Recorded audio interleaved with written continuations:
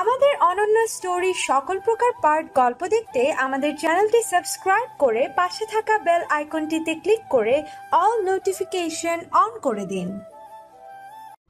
আরে ভয় পেও না, সামান্য একটা পরীক্ষাই তো, এত ভয় পেলে আবার সব ভুলে যাবে তুমি। এই এক সপ্তাহ কানের কাছে এসে 24 ঘন্টাই বলেছেন। পরীক্ষা কিন্তু সহজ হবে না, ভালো করে প্রস্তুতি নাও, না হলে কিছুই পারবে না। এগুলো বলার পর আপনার মনে হয় আমি শান্ত থাকতে পারবো, শান্তিতে পরীক্ষা দিতে পারবো? নিজেই ভয় দেখিয়েছেন, এখন আবার নিজেই বলছেন ভয় না পেতে। মীরার কথায় আদ্রিক বোকা হাসলো, বলল, ওটা আমি তোমাকে এমনিতেই বলেছিলাম, যাতে তুমি ভয় পেয়ে পড়ো ভালো করে। মীরার রাগ লাগলো আদ্রিকের উপর খুব। লোকটা তো পোল্টিবাজ, কথার ছলে কিভাবে পোল্টি নিয়ে নেয়। মীরা কিছু বলবে তার আগেই আদ্রিক বলল, দেখো, তোমার পরীক্ষা শুরু হতে আর মাত্র 25 মিনিট বাকি, এখনই ভেতরে যাওয়া উচিত তোমার। পরীক্ষার্থী যদি পরীক্ষার 10 মিনিট আগে যায় কেমন দেখায়, তাই এখনই যাও। আদ্রিকের দিকে কটমট দৃষ্টিতে তাকালো মীরা, দাঁতে দাঁত চেপে ভেতরে চলে গেল। মীরার যেতেই আদ্রিক স্বস্তির নিঃশ্বাস ফেলল। মীরার সবে পরীক্ষার হল থেকে বেরিয়ে মনমরা ভাব নিয়ে আদ্রিক তা দেখল, বুঝলো হয়তোবা মীরার কাছে যে না বোঝার ভান করে বলল, কেমন দিয়েছো পরীক্ষা? মীরা ছলছল দৃষ্টিতে তাকালো আদ্রিকের দিকে। তা দেখে আদ্রিক থতমত খেলো, পিটপিট করে বলল, কি হয়েছে? মনে হয় চান্স পাবো না, ভালো হয়নি পরীক্ষা। শুধু শুধু চিন্তা করছো তুমি, চান্স পেতেও পারো। মীরা প্রসঙ্গ ঘুরিয়ে বলল, রেজাল্ট কবে জানি দিবে? এই সপ্তাহের মধ্যেই দিয়ে দেবে। আদ্রিকের সাথে তোমার এত কি মীরা? বেশ অনেকদিন ধরেই আমি লক্ষ্য করছি। অরিনের রাগী কণ্ঠস্বর মীরাকে হচকচিয়ে তুলল। পরক্ষণেই অরিনের কথার অর্থ বুঝতে পেরে মীরার রাগ হলো খুব। কঠিন কণ্ঠে অরিনকে বলল, আমার তোমার সাথে কোনো সম্পর্ক নেই যে তোমাকে আমার কৈফিয়ত দিতে হবে। আর তার চেয়েও বড় কথা, আমাকে প্রশ্ন করার কেউ নও তুমি। অরিন মীরার কথায় হাসলো, বলল, কথাটা কিন্তু ছোট মুখে এত বড় কথা প্রবাদটার সাথে মিলে গেল মীরা। এই বাড়ির খেয়ে এই বাড়ির পরে তুমি এই বাড়ির ছেলের সাথে রং ঢং করছো, ঢলাঢলি করছো।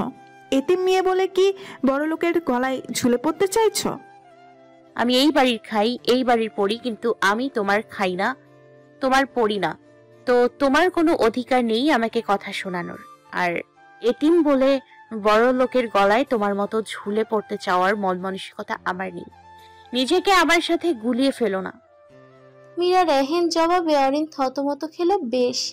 রাগী দৃষ্টিতে তাকালো মীরার দিকে, মীরাকে যেন চোখ দিয়েই গিলে খাবে। অরিন জানে মীরার সাথে সে কথায় কোনোভাবেই পারবে না, শুধু শুধু যেচে পড়ে অপমান হওয়া ছাড়া। মটমট দৃষ্টি মীরার দিকে তাকিয়ে অরিন যেতে যেতে বলল, আদ্রিকের থেকে দূরে থাকো, নয়তো তোমার এই বাড়ি ছাড়ার ব্যবস্থা করছি আমি। একদম পথে বসে যাবে। মীরার কোনো হেলদোল দেখা গেল না অরিনের কথা শুনে। মীরার হাত পা রাগে অসম্ভব রকমে কাঁপছে। পরীক্ষা শেষ, আদ্রিক তাকে বাড়ি দিয়ে কাজে চলে গেল। তা হয়তো বা অরিন বারান্দা দিয়ে দেখেছে, তাই সবটা না জেনেই তাকে এতগুলো কথা শুনিয়ে চলে গিয়েছে। ক্লান্ত দেহ নিয়ে বিছানায় গা এলিয়ে দিল মীরা। এত প্রশান্তি নিতে পারছে না সে। ভার্সিটিটায় চান্স পেয়ে গেল, একটা কিনারা সবে তার। পাশাপাশি স্কুল, তার 2-3টে টিউশনি জোগাড় করতে পারলেই বিন্দাস দিন চলে যাবে তার। তার আগে ভার্সিটিতে চান্স পাওয়াটা জরুরি। শেষে দেখা গেল ভার্সিটিতে চান্স হলো না, তাহলে সব আশা ভরসা ভেঙে যাবে। সে স্কুল কিনারাও হারিয়ে ফেলবে। পরপর 3 দিন কেটে গেল, চোখের পলকে যেন রেজাল্টের দিন চলে এলো। সকাল থেকে মীরা ভয়ে উসখুস করছে। দুপুর 12টায় রেজাল্ট প্রকাশিত হবে। এখন বাজে 11:55। আর মাত্র 5 মিনিটের মধ্যে রেজাল্ট প্রকাশিত হবে। হয়তো এর আগেই হয়ে যাবে প্রকাশিত। আদ্রিককে এ নিয়ে বেশ ভাবলেশীন দেখাচ্ছে, অথচ আদ্রিককেই চিন্তিত হওয়া উচিত ছিল। এই নিয়ে মীরা বেশ অবাক হলেও যেন কোনো প্রশ্ন করলো না। 12টা বেজে গেল, এখনো রেজাল্ট দেখতে পারেনি মীরা। না পেরে আদ্রিককে বলল, রেজাল্ট এখন পাবলিশ হয়নি, 12টা তো বেজে গিয়েছে। অপেক্ষা করো, কোনো প্রবলেম হয়েছে তো? ভাবলেশীন হয়ে জবাব দিল আদ্রিক। মীরা অবাক হলেও মুখে কিছু না বলে চিন্তিত ভঙ্গিতে বসে রইল। তা দেখে আদ্রিক বলল, চিন্তা করো না, চান্স হয়ে যাবে। মীরা আর চোখে আদ্রিককে দেখলো। তখনই ওয়েবসাইটের রেজাল্ট দেখা গেল। মীরা উৎসুক হয়ে ল্যাপটপের দিকে তাকালো নিজের নামের আশায়। আচমকা নিজের নামটা চোখে পড়ে উত্তেজিত হয়ে গেল মীরা। লাফিয়ে উঠল আনন্দে। আদ্রিক তা দেখে হাসলো। মীরা পরক্ষণে গম্ভীর স্বরে বলল, মীরা হুমায়ুন মানে কি এর? তোমার নামের আগে পিছে কোনো রকম সারনেম ছিল না, তাই ভাবলাম হুমায়ুন নামটাই দিয়ে দেই। এর জন্য পুনরায় আমার ব্যর্থ সার্টিফিকেট বানানো লেগেছে কত কষ্টে, জানো তুমি? মীরা আরো কিছু বলবে তার আগেই আদ্রিক তাকে থামিয়ে বলল, চান্স পেয়েছো, তার খুশি উদযাপন না করে তুমি আমাকে প্রশ্ন করা শুরু করেছো কেন? আদ্রিকের কথায় মীরা হাসলো। মন খুলে হাসছে মীরা। আদ্রিক তা দেখে ঠোঁট প্রসারিত করলো। দরজার আড়াল থেকে কেউ তা দেখে বিশ্রী পরিকল্পনা তৈরি করলো। মা সম মানুষটা যখন ভালোবেসে কাছে ডাকে না, আগের মতো মা বলে আদর করে না, তখন ভীষণ কষ্ট লাগে। মীরার ক্ষেত্রে সেই কষ্টটা একটু বেশি। সারা জীবন না পেল মা বাবার ভালোবাসা, আর না বিয়ের পর পেল দ্বিতীয় মা অর্থাৎ শাশুড়ির ভালোবাসা। কিন্তু এখানে আসার পর ভেবেছিল হয়তো মার অভাবটা পূরণ হবে, কিন্তু তার কপালে যে সুখ সয় না বেশি দিন। একটা মা পেতে না পেতেই হারিয়ে ফেলল মীরা। মার্জিয়া বেগমের অবহেলা সহ্য হচ্ছে না মীরার। তার সাথে কথা না বলা অবধি হয়তো সব ঠিক ছিল, কিন্তু যেদিন মার্জিয়া বেগম হুট করে তার কাছে এসে বললেন, মীরা, প্রথমেই দুঃখ দেওয়ার জন্য ক্ষমা চেয়ে নিচ্ছি। আমার মনে হয় এ বাড়িতে তোমার থাকা উচিত না। তুমি অবিবাহিত এক মেয়ে, বাড়িতে আবার অবিবাহিত পুরুষ আছে। অবিবাহিত মেয়ে আর অবিবাহিত পুরুষ একত্রে হলে কি হয় নিশ্চয় জানো। তোমাকে আর ব্যাখ্যা দেওয়ার দরকার মনে করছি না। তুমি আমার মেয়ের মতোই, তবে এই বাড়ির মেয়ে নাও। আমি নিশ্চয় চাব না বাহিরের মেয়ের জন্য আমার বাড়ির পুরুষেরা পথভ্রষ্ট হোক। মার্জিয়া বেগমের কথায় মীরা হতভাগ নির্বাক হয়ে তাকালো।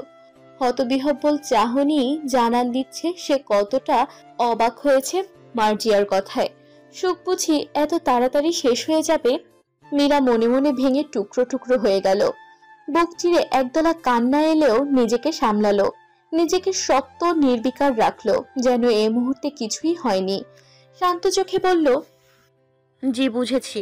অনেকদিন ধরেই ভাবছিলাম বাড়ি ছেড়ে চলে যাব, পায়ের নিচের মাটি শক্ত না থাকায়। তখনই যেতে পারিনি। এখন ভার্সিটিতে যাচ্ছি, সহজেই বন্ধুদের সাথে মেসে উঠতে পারবো। মার্জিয়া বেগম স্মিত হাসলেন, উজ্জ্বল হাসির রং। তিনি যেতে যেতে বললেন, গোছগাছ করা শুরু করে দিও। তাড়াতাড়ি না গেলে তোমার জায়গা আবার কেউ নিয়ে নিলে সমস্যা।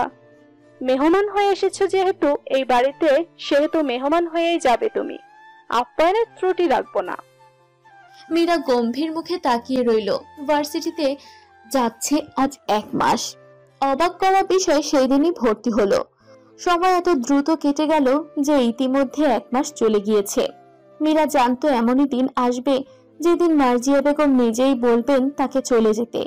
এই দিনের জন্য গত 1 মাস ধরে প্রস্তুতি নিচ্ছিল। নিজের ভার্সিটির 2জন নতুন বন্ধুকে বলে তাদের সাথে মেসে ওঠার পরিকল্পনা করলো। এটাতে তেমন দখল হয়নি, কিন্তু দখল হলো টিউশনি খুঁজতে। অনেক কষ্টে 3টি টিউশনি জোগাড় করতে পেরেছে মীরা। 3টি টিউশনি থেকেই মোট মাইনে 7,000, যা দিয়ে মোটামুটি চলে যাবে তার। অনন্ত হুমায়ুনের স্কুল চাকরিটাও ছেড়ে দিবে মীরা। এখনো এসব কিছু আদ্রিক জানে না। যা করেছে তার আড়ালেই করেছে, কারণ আদ্রিক জানলে এসব কখনোই হতে দিবে না। মীরাও বলেনি আদ্রিককে, প্রয়োজন মনে করেনি। এত কিছুর পর মীরা ঠিক করলে আগামীকালই সে মেসে উঠবে। আর কিছুদিন তাদের ঘাড়ে বসে খেতে পারবে না সে। গলা দিয়ে না এবারের খাবার নামবে, আর না এবারের পানি। কাল থেকে শুরু করে তার আসল সংগ্রাম, বেঁচে থাকার সংগ্রাম। মীরা চলে যাচ্ছ? বলেছিলাম একবার আদ্রিকের থেকে দূরে থাকো, নয়তো এই বাড়ি ছাড়া করবো তোমাকে। শোনোনি আমার কথা? সেও তো পস্তাতে তো হবেই। অরিনের টিটকারি মারা কথা শুনে মীরা হাসলো, বলল, আমি তো আগেই বুঝেছিলাম এই সবের পেছনে তোমার হাত আছে, কিন্তু বুঝেও কিছু বললাম না। তুমি এই বাড়ির হবু বউ, যা খুশি করতেই পারো। অরিন হাসলো মীরার কথায়। বিশ্বজয়ের হাসি বলল, বাড়ি থেকে চলে যাচ্ছ বলে কিন্তু আমাদের সাথে সম্পর্ক ছিন্ন করো না মীরা। আমার আর আদ্রিকের বিয়েতে আসতে হবে না বুঝি তোমায়? মীরা ভ্রু কুচকে তাকালো অরিনের দিকে। মীরার থেকে কোনো জবাব পেল না বিধায় অরিন নিজেই বলল, আমাদের বিয়েতে আসার ইচ্ছা না থাকলেও তোমায় আসতে হবে মীরা। তুমি দেখবে কিভাবে আদ্রিককে আমি পাই। সেদিন তোমার আফসোসের শেষ হবে না। তুমি ভাববে আদ্রিকের মনের কোণে বাস করেছো, তার ঘরের কোণে থাকার জায়গাটুকুও হারিয়েছো। অরিনের কথায় মীরা শব্দ করে হাসলো। এখানে যেন দু মানবীয় প্রতিযোগিতা চলছে। মীরা তাচ্ছিল্য হেসে বলল, জানো, পৃথিবীতে দু ধরনের এতিমেরা বাস করে। এক ধরনের এতিম আমার মতো হয়, আর এক ধরনের এতিম তোমার মতো হয়। বলেই মীরা ব্যাগ নিয়ে হাঁটা ধরল। সেদিক তাকিয়ে রইল অরিন। আদ্রিক আজ 1 সপ্তাহ হলো বন্ধুদের সাথে ঘুরতে গিয়েছে দূরে কোথাও, তাই বাড়ির কোনো খবরই তার কাছে নেই, কেউ দেয়নি। মীরার যেতেই বাড়িটা আবার মৃত রূপে রূপান্তরিত হলো। সবাই জানে এবং দেখলো মীরা চলে যাচ্ছে, কিন্তু কেউ কিছুই বলল না। মার্জিয়া বেগমের আদেশ সাহিল হুমায়ুনও দেখলেন, কিন্তু প্রতিবাদ করার আগ্রহ পেলেন না। তার মনে হলো মেয়েটা এখানে থাকলে কষ্টই পাবে সবার থেকে, এর চেয়ে বরং বাহিরের দুনিয়া ঘুরুক, রঙিন জীবনটা উপভোগ করুক। ঘড়ির কাঁটা টিকটিক শব্দ করে রাত্রি 11টায় ছুঁল। ক্লান্ত দেহ নিয়ে বিছানায় শুয়ে আছে মীরা। চোখে ঘুম নেই, আনমনা ভাব নিয়ে ছড়িয়ে ছিটিয়ে বিছানায় শুয়ে আছে, চোখ ঘূর্ণায়মান ফ্যানের দিকে। জীবনটা কিভাবে যেন চোখের পলকেই বদলে গেল। জীবন মানেই হয়তো এটা, ভাগ্যের কোনো এক প্রান্তে এসে আচমকাই তার মোড় ঘুরে যায়। মোড়গুলো তাকে খুব চিকন সরু পথের মতো, তাতে হাঁটতে হাঁটতে পড়ে গেলেই জীবনে হেরে যাবে। আর যদি বুদ্ধির সাথে হাঁটো, সবকিছুর মোকাবেলা করো, তাহলে এই জীবনের আসল বিজয়ী তুমি। না থেমে না হেরে বুদ্ধির সাথে সবকিছুর মোকাবেলা করলে এক সময় সকল অর্জন তোমার হাতে। নিজের জীবনটা তোমার হাতে থাকবে। একবার সফল হলে এই জীবনকে যেমন ভাবে চালাতে চাবে ঠিক তেমনই ভাবে জীবনটা চলবে। কিন্তু জীবনে থেমে গেলে তো হেরে গেলে। সকল অর্জন সফলতা তোমার দুয়ারে এসে দাঁড়িয়ে থাকলেও সেই দুয়ার কোনোদিন খুলবে না, কারণ তুমি তো হেরে গিয়েছো। এক নাগাড়ে কথাগুলো ভাবলো মীরা। বিচলিত চাহনি তার। বিছানা থেকে লাফিয়ে উঠল, মনে মনে দৃঢ় প্রতিজ্ঞতা করলো সে সফল হবে একদিন। এই জীবনে জিতে দেখবে, নিজের বেঁচে থাকার সংগ্রামেও একদিন সফল হবে। সেদিন খুব দ্রুতই আসছে। অনিমা তনিমা দু বোন, বোন ঠিকই, কিন্তু তারা যমজ। সেই সাথে তারা মীরার খুব ভালো বান্ধবীও। তাদের সাথেই মেসে উঠেছে। ভার্সিটিতে আসার পর শুরু থেকেই তাদের সাথে সখ্যতা হয়। 1 মাসেই এই সখ্যতা দৃঢ় হয়। মীরাকে টিউশনি খুঁজতে দিতে এই দু বোনেরই অবদান বেশি ছিল। সকাল সকাল তনিমা আর অনিমা মীরার কাছে আসলো। মীরা তখন পড়ছিল এক মনে, একটু পর ভার্সিটিতে যেতে হবে। আজ নাকি টেস্ট হবে ভার্সিটিতে, তারই প্রস্তুতি। তনিমা আর অনিমা দীর্ঘশ্বাস ফেলল। এত পড়া তারা জন্মেও পড়েনি। সেই পড়া মীরা একদিনেই পড়ছে। অনিমা বলল, মীরা, তোর পড়া হয়নি? তোর জন্য একটা গুড নিউজ আছে তো। অনিমার কথায় মীরা পড়তে পড়তেই বলল, ব্যাড নিউজ থাকলে সেটাই বল। গুড নিউজ শুনতে চাস না? চাই, কিন্তু গুড জিনিসটা আমার সাথে যায় না, তাই বললাম ব্যাড নিউজ থাকলে আগে সেটাই বল। তনিমা ফট করে বলল, ব্যাড নিউজ নেই, তবে খালি একটা গুড নিউজ আছে। সেটাই বল তাহলে। তোর জন্য আরেকটা টিউশনি জোগাড় করতে পেরেছি। একটা ছেলেকে পড়াবি, ক্লাস মনে হয় 3। বাসাটাও বেশি দূর নয়, এখান থেকে 15-20 মিনিটের রাস্তা। অনেকদিন পর আবারও সেই চিরচেনা মুখ দেখে হতবিহম্বিত হলো মীরা। বিস্ময়ে যেন তার পা মাটিতে পড়ছে না। অবাক নয়নে তাকিয়ে আছে মেয়েটির দিকে। তখনই এক মাঝবয়সী মহিলা এসে মীরাকে বলল, তুমি মীরা না, সাদনানের জন্য যাকে আমার বোন ঠিক করে দিয়েছিল? আমি অনিতা, সাদনানের মা। অনিমা তনিমার যে বড় বোন আছে তা পূর্বে জানতো। অনিতার কথায় এইমাত্র জানালো তাদের বড় বোন অনিতার ছেলে সাদনানকে পড়ানোর জন্য অনিমা তনিমা এত জোরাজুরি করেছে। তা না হলে এই টিউশনি করাতে নারাজ ছিল সে। কিন্তু অনিমা তনিমার যুক্তির কাছে না হেরে পারেনি মীরা। তাদের ভাষ্য মতে দেখ মীরা, 3টে টিউশনি করছিস, এর মধ্যে একটা টিউশনি নড়বড়ে, কখন চলে যায় ঠিক নেই। এর মধ্যে যদি আরেকটা টিউশনি জোগাড় যেহেতু হয়েছে সেহেতু তুই সেটাও কর, না হলে ওই টিউশনি আর এই টিউশনি হাতছাড়া হলে নিজের খরচ চালাতে পারবি না। তাদের কথায় সাধ্য হয়ে পড়াতে এলো মীরা। এসেই এমন দৃশ্য দেখার জন্য প্রস্তুত ছিল না। মীরা তার মানে আদ্রিকার শ্বশুর বাড়িতে এসেছে পড়াতে? এতক্ষণে স্তম্ভিত মীরার দিকে তাকালো আদ্রিকা। বিস্ময়ে তার চোয়াল হা হয়ে গিয়েছে। হতবাক নয়নে তাকিয়ে আছে মীরার দিকে। মীরা চোখ সরিয়ে নিল অভিমানে। আদ্রিকা তার সাথে যোগাযোগের কোনো চেষ্টা করেনি, তবে সে কেন চেঁচে কথা বলবে? সে বলবে না। মীরা বলল, জি, আমি সাদনানকে পড়ানোর জন্য এসেছি, ওর ঘরটা দেখিয়ে দিলে ভালো হয়। অনিতা বললেন, হ্যাঁ আদ্রিকা, একটু কষ্ট করে সাদের ঘরটা দেখিয়ে দেবে? আদ্রিকা চমকালো, দ্রুত মাথা নেড়ে বলল, আসো। মীরা চুপচাপ আদ্রিকার পিছনে হাঁটা ধরলো। শুরুটা আদ্রিকাই করলো, বলল, মীরা কেমন আছো? ভালো। মীরা সোজা সাপটা জবাবে আদ্রিকা অবাক হলো। মীরা কি কোনোভাবে রাগ করেছে যোগাযোগ না করাটাই স্বাভাবিক। আদ্রিকা বলল, মীরা আমি জানি তুমি অভিমান করেছো, কিন্তু বিশ্বাস করো যোগাযোগ করার মতো পরিস্থিতিতে ছিলাম না আমি। অনেক কষ্টে ভাইয়ের।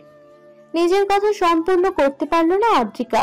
মীরা থামিয়ে দিল তাকে, বলল, আদ্রিকা আপু, আমাকে বোঝানোর দরকার নেই, আমি বুঝেছি তুমি নিশ্চয়ই বাধ্য হয়ে পারোনি। তুমি হঠাৎ টিউশনি শুরু করলে যে, স্কুলের বেতনে পোষাচ্ছিল না। এই বাড়িতে আমি থাকছি না, স্কুলেও চাকরি করার প্রয়োজন বোধ করিনি, তাই ছেড়ে দিয়েছি। চাকরি ছেড়ে দিয়েছি, এখন পেটেও দানা পড়ার জন্য কোনো কিছু করতে হবে, তাই কয়েকটা টিউশনি জোগাড় করে টিউশনি করাচ্ছি। মীরার কথায় অবাক হলো আদ্রিকা। তার যাওয়ার পরই এত কিছু হলো, আর যাওয়ার পর দিয়েই কি মীরাকে অবহেলা করা শুরু হয়ে গেল? মীরা কোথায়? তোমরা ওকে বের করে দিয়েছো? গম্ভীর কণ্ঠে প্রশ্ন করলো আদ্রিক। সবাই তখন উপস্থিত। আদিল হুমায়ুন বললেন, সামান্য মেয়ের জন্য আমাদের এইভাবে জড়ো করার মানে কি? ও সামান্য নয় বাবা।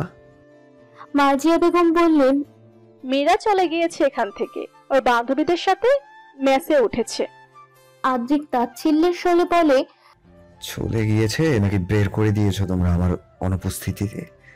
মার্জিয়া গম্ভীর মুখে বললেন, আদ্রিক, আমি তোমার মা, আমার সাথে এইভাবে কথা বলতে পারো না তুমি। আর তোমার বিয়ে ঠিক হয়ে আছে অরিনের সাথে, অন্য মেয়ের নাম তোমার মুখে শোভা পায় না। অরিন এইবার মুখ খুলল। ও এইবার কিছু একটা না বললে আদ্রিক ভাববে সবাই মীরাকে বের করে দিয়েছে। হ্যাঁ, বের করেছে, কিন্তু তা তো আদ্রিককে জানাতে দেওয়া যাবে না। আদ্রিক জানলে সব শেষ। অরিন আদ্রিককে বলল, আদ্রিক, তুই শুধু সবাইকে দোষ দিচ্ছিস। মীরা নিজ ইচ্ছাতেই বাড়ি ছেড়ে চলে গিয়েছে। কতদিন এই বাড়িতে থেকেছে, তখন তো কেউ কিছুই বলেনি, তো হুট করে ও কেন বাড়ি ছাড়বে? নিশ্চয়ই ওর নিজ ইচ্ছাতেই। বলেই অরিন দমল। অরিনের কথা ফেলে দেওয়ার মতো না। তার মানে আসলেই মীরা নিজের ইচ্ছাতে গিয়েছে। কেন? আদ্রিকের অনুভূতির জন্য। আদ্রিকের খারাপ লাগছে, কান্নাও পাচ্ছে। আদ্রিক কিছু না বলেই নিজের ঘরে চলে গেল। আদ্রিকের যেতেই সবাই চলে গেল। মার্জিয়া আর অরিন। অরিন মার্জিয়াকে বলল, আন্টি, আদ্রিক কোনোভাবে সত্যটা জেনে গেল? তুমি চিন্তা করো না, যতদিনে জানবে ততদিনে তোমাদের বিয়ে হয়ে যাবে। অরিন জোরপূর্বক হাসলো। এর মাঝে সাদনানকে পড়াতে পড়াতে অনেকদিন কেটে গিয়েছে মীরার। আদ্রিকার যোগাযোগ না করার কারণও জানে মীরা। শুরুর দিকে তিশানের পরিবারের কেউ মানেনি দেখে মূলত তিশান আর আদ্রিকাকে সবাইকে মানাতে হয়েছে। মানাতেই তাদের অনেক দিন কেটে গিয়েছে। আদ্রিকা চাইলেও কারোর সাথে যোগাযোগ করতে পারতো না। কার সাথে করবে? সবাই যে এখন পর। মীরা ভার্সিটি শেষ করে সাদনানকে পড়াতে এসেছে আজ। সদর দরজা পেরিয়ে ভিতরে প্রবেশ করতেই মীরার পা দুটো আচানক থমকে গেল। স্থির হয়ে গেল সবকিছু, যেন স্পন্দন ও স্থির হয়ে গেল। কিন্তু চাহনি স্থির হয়ে রইল। বহুদিন পর আবারও চিরচেনা সেই মুখ দেখে মীরা হতবাক হয়ে গেল। মীরা অনুভব করলো শরীরের অসম্ভব রকমের কাঁপুনি। আবছা হয়ে এলো চোখ। অজানা অনুভূতি নড়ে উঠল। এতদিন পরে যে মানুষটার চোখে চোখ রাখতেও যে অস্বস্তি হবে তা ভাবেনি কখনো মীরা। অস্বস্তিতে মীরা এদিক ওদিক তাকাচ্ছে। আদ্রিকের চোখে তাকানো যাচ্ছে না, কিন্তু মীরা বেশ ভালোই বুঝতে পারছে আদ্রিক তার দিকে স্থির দৃষ্টিতে তাকিয়ে আছে। অবাক হয়েছে নাকি জানা নেই মীরার, কিন্তু আদ্রিকের আগমন তাকে ভাবাচ্ছে। আদ্রিকা তো কারোর সাথে যোগাযোগ করতে পারেনি, তাহলে আদ্রিক কিভাবে চিনলো আদ্রিকার শ্বশুর বাড়ি? তবে কি আদ্রিকা শুধু আদ্রিকের সাথে যোগাযোগ রেখেছে? আদ্রিক মন্থর কণ্ঠে বলে উঠল, আদ্রিকা, আমি এখানে এসেছিলাম বিয়ের দাওয়াত দিতে। কথাটা মীরার কর্ণপাত হতেই মীরার অন্তর কেঁপে উঠল, চমকে উঠল আদ্রিকের দিকে। আদ্রিকের স্থির দৃষ্টিপাত তখনও তার দিকে। ইতস্তত ভাবে নড়ে চড়ে উঠল মীরা। আদ্রিকা তখন বলল, হুট করে বিয়ের সিদ্ধান্ত নিলে যে? আদ্রিক গলা খেকিয়ে উঠল, বলল, হুট করে মানে? বিয়ে আগে থেকেই ঠিক ছিল আমার আর অরিনের। আমার কারণেই না বিয়েটা হচ্ছিল না। এখন যেহেতু আমার অসুবিধা নেই, তাই বাড়ির সবাই তাড়াতাড়ি বিয়েটা পড়াতে চাচ্ছে। আদ্রিকের কথায় খুব একটা খুশি হলো না আদ্রিকা। অরিনকে সে চেনে, তার পছন্দ না অরিনকে একজন ভাবি হিসেবে। অরিন মীরার মতো এতিম হলেও আদ্রিকার কোনো দিন অরিনের প্রতি টান অনুভব হয়নি। মীরার দিকে তাকালে ও যেন একটা অজানা মায়া টান এসে পড়ে। ভাইয়া, আমি বা আমরা কেউ আসতে পারবো না। আমাকে আর তিশানকে কেউ মেনে নেয়নি। কোন মুখে যাব তোমার বিয়েতে? কেউ মেনে নেয়নি তাতে কি? তুই আমার নিজের ভাইয়ের বিয়েতে যাচ্ছিস। কে কিসে মাথা ঘামালো তা নিয়ে তুই কেন মাথা ঘামাচ্ছিস? তুই আসবি আমার বিয়েতে মানে আসবি। আর একটা কথা বললে ভুলে যাব আমি তোর ভাই। এলোমেলো পায়ে আদ্রিকের পাশে হাঁটছে মীরা। আজ সাদনানকে তাড়াতাড়ি পড়ে বেরিয়ে এসেছিল, কিন্তু কে জানতো বের হয়ে আদ্রিকের মুখোমুখি হতে হবে। আদ্রিককে দেখেও না দেখার ভান করে চলে যেতে নিল। তখনই আদ্রিক আচমকা মীরাকে বলল, শোনো মীরা।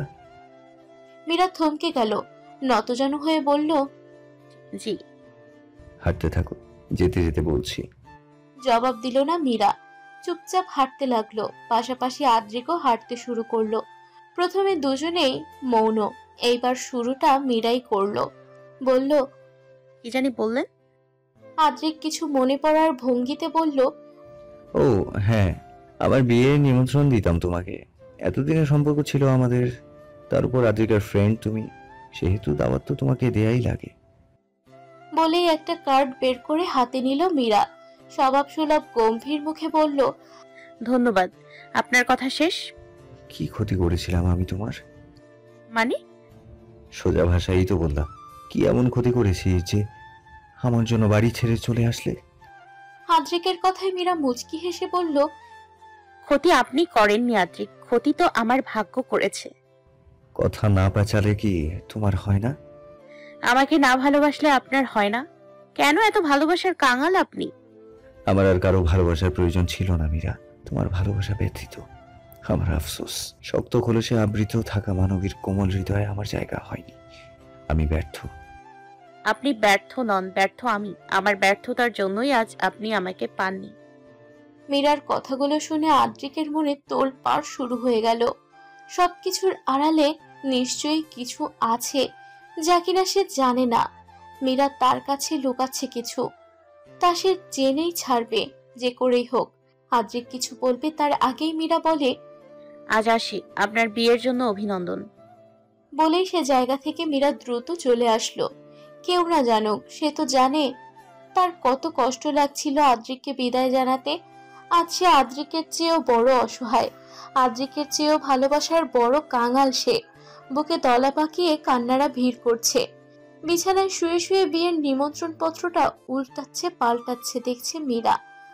আগামী সপ্তাহে বিয়ে, খুব দ্রুতই সব হচ্ছে। আদ্রিকের কি এত তাড়া মীরাকে ভোলার?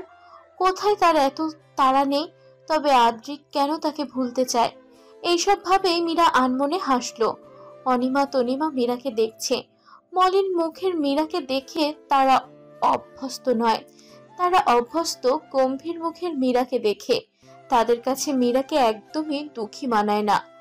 অনিমা মীরাকে বলল, মীরা, কি হয়েছে? মনে হচ্ছে সদ্য ছ্যাঁকা খাওয়া প্রেমিকা। মীরা মলিন মুখে হাসলো। হ্যাঁ তাই তো, কিন্তু আমি ছ্যাঁকা খাওয়া নই, ব্যর্থ প্রেমিকা। মীরার কথায় অনিমা আর তনিমা দুজনেই থতমত খেলো। দুজনে একে অপরের মুখের দিকে চাওয়াচাই করলো, কিন্তু কেউই কিছু বুঝলো না মীরার কথার অর্থ। মীরাকে কিছু জিজ্ঞাসাও করলো না। মীরা নিজের ব্যক্তিগত জীবন সম্পর্কে কাউকেও কখনো কিছু বলে না, কেউ এই নিয়ে জিজ্ঞেস করেও না, কারণ তারা তো জানে এইসব মীরার পছন্দ না। বৃষ্টি স্নাত এক রাত, ঝিরে ঝিরে বৃষ্টিতে মুখরিত চারদিক। ঘুম আসছে না মীরার, মন যেন উসখুস করছে কোনো কারণে। মীরা ধীর পায়ে বিছানা থেকে উঠে বারান্দায় গেল। বারান্দায় নেট লাগানো, নেটের মাঝে আবছা আবছা এক মানবকে বৃষ্টিতে দাঁড়িয়ে ভিজতে দেখা যাচ্ছে। মানবের দৃষ্টি তখন মীরার দিকে। মীরা পিলে চমকে উঠল, থরথর কাঁপতে লাগলো হাত পা। আচমকা এক বৃষ্টি স্নাত রাতে আদ্রিকের সাথে বিয়ে হয়ে গেল মীরার। আচানক অদ্ভুতভাবে বিয়ে হলো তাদের। মীরা হতদন্ত করে নিচে নেমে দেখে আদ্রিক দাঁড়িয়ে আছে। মীরার হাত পা তখনও কাঁপছিল তীর তীর করে। মীরা শুকনো শুকনো ঢোক গিলল। আদ্রিক তখন তার দিকে তাকালো। মীরার চোখ দুটো আবছা হয়ে আসছে। আদ্রিক ধীর পায়ে মীরার কাছে আসতে লাগলো। মীরা এক জায়গাতেই স্থির হয়ে দাঁড়িয়ে রইল। আদ্রিক মীরার থেকে দূরত্ব রেখে দাঁড় হলো। মীরা বলল, কারণ জানি, তারপর জিজ্ঞেস করছি এখানে কেন আপনি? তুমি যেই কারণ ভাবছো। আদ্রিক, আপনার বিয়ে? তুমি বিয়ে করলে এই বিয়ে বন্ধ করব। আমি করব না অরিনকে বিয়ে। মীরা ঢোক গিলল, বলল, অরিনের মধ্যে কি কমতি আছে? অরিন শিক্ষিত, দেখতে সুন্দর, চাইলে ভালো মানের চাকরিও করতে পারে। অরিনের সামনে আমি কিছুই না। তুমি কি মনে করো আমি সৌন্দর্যের পিছনে ছুটি? যদি তাই হতো তাহলে এখন আমি তোমার সামনে থাকতাম না। আমি না চাইতেও বারবার বেহায়া হয়ে যাচ্ছি তোমার সামনে। আমি তো এতটাও বেহায়া না। মীরা অপলক দৃষ্টিতে তাকালো আদ্রিকের দিকে। আদ্রিক ধীর কণ্ঠে বলল, মীরা, আমি অরিনকে ভালোবাসি না। অরিনের সাথে কখনোই আমার কোনো সম্পর্ক ছিল না, ছিল শুধু বন্ধুত্ব। এই বন্ধুত্বটাকেই সবাই সম্পর্ক ভালোবাসা বলে চালিয়ে দিল। ইচ্ছা মনের বিরুদ্ধে যে অরিনের সাথে বিয়ে ঠিক করতো। আর যদি আমি অরিনের সাথে কমিটেড হতামই, আমি কখনো আমার মনের এই অনুভূতিটা প্রকাশ্যে আনতাম না। আমি কিন্তু অতটাও খারাপ নই যতটা তুমি ভাবো। মীরা জবাব দিল, স্থির কণ্ঠে বলল, আপনি কি চাচ্ছেন আমি আপনাকে বিয়ে করি? আপনার পরিবার কি মেনে নেবে? তার চেয়েও বড় কথা, আপনি এই বিয়েটা আমাকে ভোলার জন্যই করছিলেন। ভোলার জন্য এই বিয়েটা করলে আমি আর যাই হোক এখানে দাঁড়িয়ে থাকতাম না। আমার যাওয়ার পর প্রতিনিয়ত আমাকে ওখানে প্রেসারে থাকতে হতো। মা আর অরিন বিয়ে নিয়ে পাগল করে দিত। প্রতিবারই না করতাম, কিন্তু একদিন অরিন সুইসাইডে ট্রাই করলো। ভাবতে পারো, বাধ্য হয়ে হ্যাঁ বলতে হলো, কিন্তু মন থেকে একদম মানতে পারছিলাম না। আমি তখনও তোমার খোঁজ করছিলাম, পেয়েও গেলাম। কথাগুলো বলেই আদ্রিক থামলো। একবার দম নিয়ে আবার বলল, আর আমার পরিবার তোমাকে মেনে নিবে কিনা আমি কেয়ার করি না। আমি তোমার সাথে সংসার করব, এতে আমার পরিবার মেনে নিক আর না নিক এতে আমার কিছু যায় আসে না। ব্যাস, এইটুকু কথোপকথনের হয়ে গেল তাদের বিয়ে। অতি সাদামাটা ভাবে পাশের মসজিদের এক হুজুরের কাছে 3 কবুলে বিয়ে হয়ে গেল। মীরা চায়নি বিয়েটা হোক, কিন্তু সুযোগটাও হাতছাড়া করতে চায়নি। এই সুযোগ দিয়েই সে যে নিজের পরিবার খুঁজে পাবে। হুমায়ুন মঞ্জিলে হুলস্থুল কাণ্ড বেঁধে গিয়েছে। অরিন শুদ্ধ হয়ে দাঁড়িয়ে আছে। মীরা সাদামাটা পোশাকেই তাদের সামনে দাঁড়িয়ে আছে। বড়দের মুখ বরাবরই গম্ভীর। মার্জিয়া কি বলবে ভেবে পাচ্ছে না। আদেলি শুরু করলেন, মীরা না চলে গিয়েছিল, আবার এলো যে? গতবার এসেছিল বাড়ির মেহমান হয়ে, এবার এলো বাড়ির বড় বউ হয়ে। আদ্রিকের ছোট কথাটাই ঝংকার দিয়ে তুলল সারা হুমায়ুন মঞ্জিল। সকলে হতভম্ব হতবিহ্বল হয়ে তাকালো আদ্রিক আর মীরার দিকে। মীরার চোখে হাসির খেলা করছে। অরিন এগিয়ে এসে বলল, আদ্রিক, আমার সাথে তো তোমার বিয়ে হওয়ার কথা ছিল। ছিল, এখন হবে না। অরিন, ট্রাস্ট মি, আমি কোনোদিন তোমাকে সেই নজরে দেখিনি যে নজরে তুমি আমাকে দেখেছো। আমার বন্ধুত্বটাকে তুমি বিশ্রীভাবে সবার সামনে উপস্থাপন করেছো। আমার সাথে তোমার বিয়ে হলেও না তুমি সুখী হতে পারবে আর না আমি। অরিন তৎক্ষণাৎ কোনো জবাব দিতে পারল না। হতভম্ব চেহারায় তাকালো। অরিন স্বাভাবিক রইল তখনও। অরিনের স্তব্ধতা দেখে মার্জিয়া বেগম এবার রাগ দেখিয়ে বলল, আদ্রিক, আজীবন আদর ভালোবাসা পেয়ে তুমি একদম উচ্ছন্নে চলে গিয়েছো। এই বিয়েটা কোনো বিয়েই না, শুধু শুধু অরিনের মন ভাঙার জন্য এমন করছো, তাই না? না, আমি এই বিয়েটা সত্যি। আর আমি উচ্ছনে যাইনি, শুধু তোমাদের বাধ্যতা মেনে চলতে পারিনি আমি। আদ্রিকের কথায় আদিল চটে গেলে বললেন, তোমার এই দুই ভাই বোন আমার সম্মান সমাজের সামনে নষ্ট করতে ব্যস্ত। প্রথমে তোমার বোন আমার সম্মানগুলো মিশিয়ে প্রেমিকের সাথে পালিয়েছে, এখন তুমি। আমি এই বাড়িতে তোমাকে একদমই সহ্য করতে পারবো না, বের হয়ে যাও। আদিলের কথায় সাহিল এগিয়ে এলেন। তিনি গম্ভীর সুরে বললেন, বাড়ির বড় ছেলেকে এভাবে বের করে দিলে সমাজ তোমাকে সম্মান দেবে? উল্টো থুতু ছিটাবে। আর আদ্রিক যেহেতু মীরাকে বিয়ে করেছেই, তোর উচিত ওদের বিয়েটা সবার সামনে প্রকাশ্যে এনে অনুষ্ঠান করে বিয়ে দেওয়া। কিন্তু ভাই, মেয়েটার পরিবার নেই, এতিমখানায় বড় হয়েছে। এখন মেয়েটার গার্জিয়ান কে হবে? খালি বিয়ে দিলেই হয় না, এইসবের খোঁজ খবরও রাখতে হয়।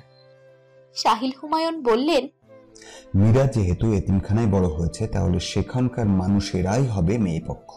আমি তোর বড়, আমার যা উপদেশ দেওয়ার দরকার ছিল তা দিয়েছি। এখন এতিমখানার মানুষজন আনার দায়িত্ব তোর। ওদের বিয়ের আয়োজন যতটা সম্ভব দ্রুত শুরু কর, বাইরের মানুষ জানাজানির আগে। বাড়ির সকলে মত দিয়ে অরিনের পরিবর্তে মীরার সাথে আদ্রিকের অনুষ্ঠান করে আবারও বিয়ে পড়ানো হবে বলে ঠিক করলো। সে মুহূর্তে আদিলের একটাই কথা, আমার মান সম্মান এই ভাই বোন একজনও থাকলো। আফসোস, ওদের মতো কুলাঙ্গার সন্তান জন্ম না দিলেও পারতাম।